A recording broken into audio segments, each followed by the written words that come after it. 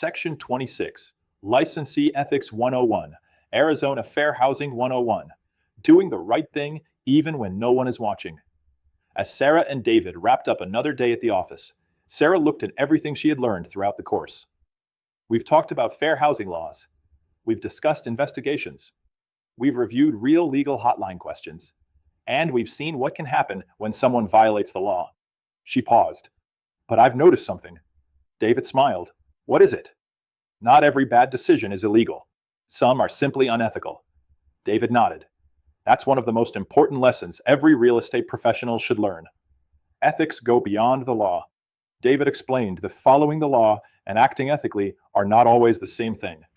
The law establishes the minimum standard of conduct expected of a real estate professional. Ethics, however, often require a higher standard. Sometimes, David explained, you'll be faced with a decision where both choices are technically legal.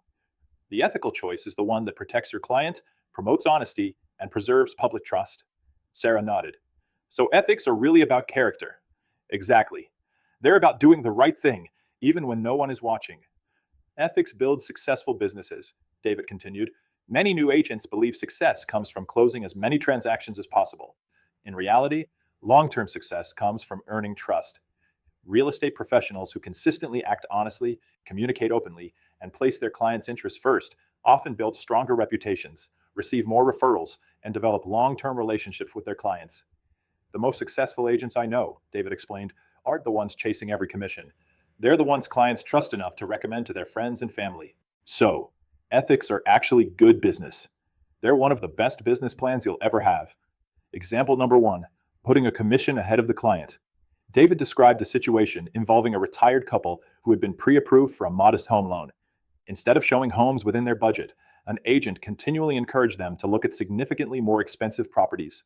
When the buyers expressed concern about affordability, the agent referred them to a lender who promised to make the numbers work.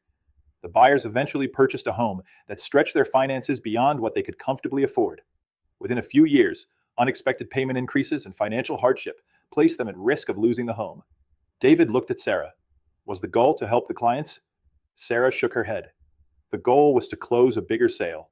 An ethical licensee helps clients purchase a home they can comfortably afford, not simply the most expensive home they qualify for.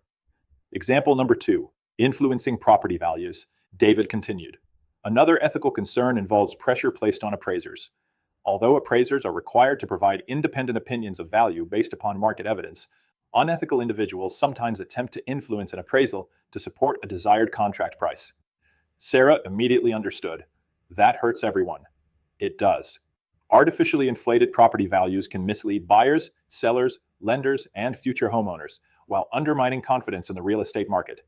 Professional ethics require every real estate professional to respect the independence of the appraisal process.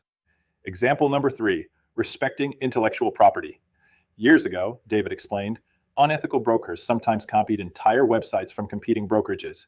Today, the technology has changed, he said, but the ethical principle hasn't.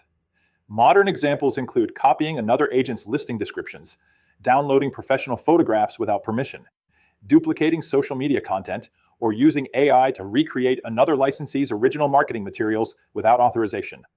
Sarah smiled. So technology changes, but honesty doesn't. David nodded. Exactly. Always obtain permission before using another person's photographs, videos, written content, or marketing materials. Professional courtesy and copyright law both matter. Example number 4, serving the client first. David leaned back. I'll leave you with one final example. Sometimes an agent knows that another licensee is better qualified to help a client with a particular transaction. Perhaps the property is a commercial building. Perhaps it's a farm or ranch. Perhaps it's located in another part of Arizona where another agent has greater experience. The unethical agent tries to keep the transaction anyway. The ethical agent asks one question. What's in the client's best interest? Sarah nodded. So ethics sometimes mean putting the client ahead of ourselves. David smiled. Every single time. Fair housing begins with ethical decisions. Sarah noticed something that connected every chapter of the course.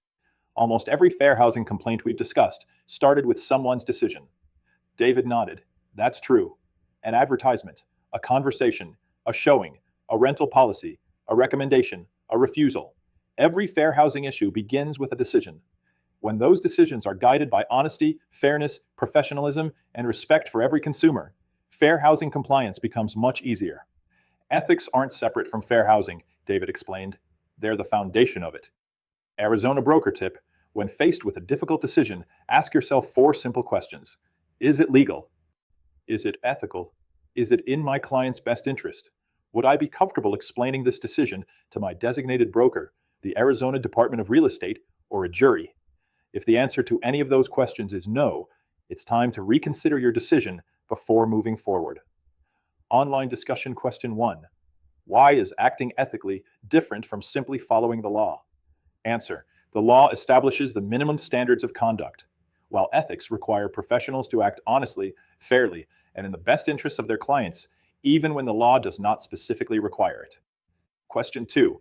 How do ethical business practices support fair housing compliance?